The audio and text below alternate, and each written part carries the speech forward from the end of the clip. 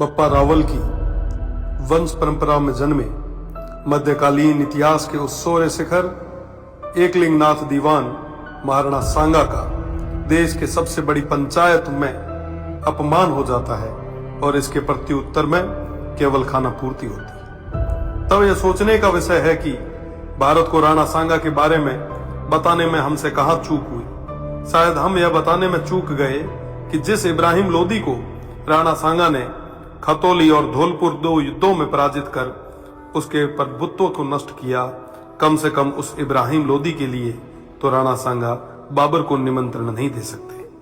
1519 में गागरोन के युद्ध में मालवा के सुल्तान महमूद खिलजी को 3 माह बंदी बनाने वाले, ईडर के युद्ध में गुजरात के मोहम्मद शाह की सेना को पराजित करने वाले, दिल्ली, मालवा और गुजरात की संयुक्त सल्तनतों को हराने वाले तत्कालीन भारत के शक्तिशाली शासक राणा सांगा को कहां जरूरत है किसी विदेशी को आमंत्रित करके सहायता लेने की।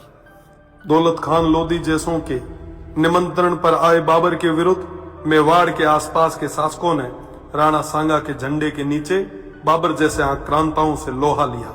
जिस राणा सांगा के साथ आमेर से पृथ्वीराज जी कछवाहा, बीकानेर से कल्याणमल जी, जोधपुर से मालदेव जी, मेड़ता से मीराबाई जी के पिताजी रतन सिंह जी व वीरमदेव जी, ईडर से भारमल जी, बूंदी से नरबत जी हाड़ा, सिरोही से अखेराज जी देवड़ा, सादड़ी से झाला अजय जी, चंदेरी से मदीनी राय प्रतिहार जी, हसन खान मेवाती सहित आसपास के सभी सरदारों का सहयोग हो, उन महाराणा सांगा को किसी विदेशी की सहायता की आवश्यकता नहीं। इस संयुक्त मोर्चे के बल पर राणा सांगा तत्कालीन भारत के सबसे शक्तिशाली शासक बने। फलस्वरूप स्वयं बाबर ने राणा सांगा को अपना सबसे बड़ा शत्रु बताया। राणा सांगा ने इस संयुक्त मोर्चे के बल पर बाबर को बयाना के युद्ध में पराजित किया और बाबर की सेना को भागना पड़ा। इसी भागती सेना के मुगल जनरल मंसूर बरसाल लिखते हैं कि राजपूत मृत्यु के देवता हैं और वो हमारी तरह युद्ध से मैदान से भागते नहीं है। खानवा के युद्ध में बाबर के हरावल दस्ते को बुरी तरह नष्ट किया गया।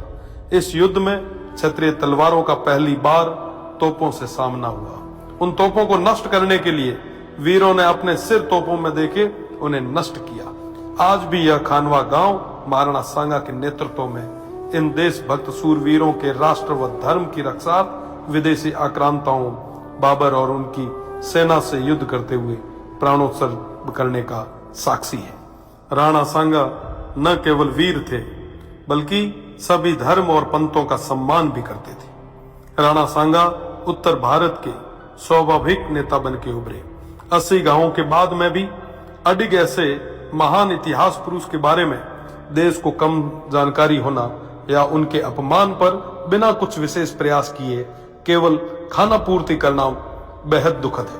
भारत तो छोड़िए, ऐसे महानायक की प्रतिमाएं आपको राजस्थान में भी न के बराबर मिलेगी। महाराणा सांगा की विरासत और धरोहरों को आज संरक्षण की आवश्यकता है। इस और ध्यान देना हम सभी का कर्तव्य है। ऐसे प्रयास ही महाराणा सांगा के प्रति सच्ची श्रद्धांजलि होगी और इनके इतिहास को धूमिल करने का प्रयास करने वालों को करारा जवाब।